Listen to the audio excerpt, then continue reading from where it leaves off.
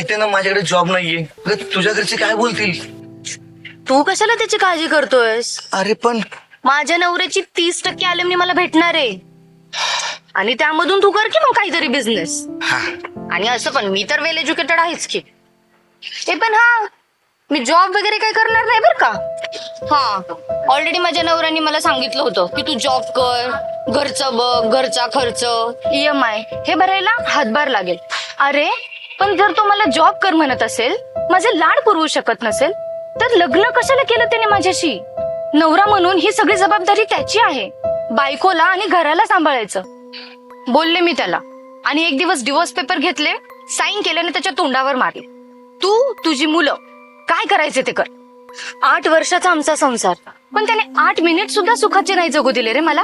हे बघ, तू नको टेन्शन घेऊ. आता मी आलोय ना, सगळं ठीक करेल मी.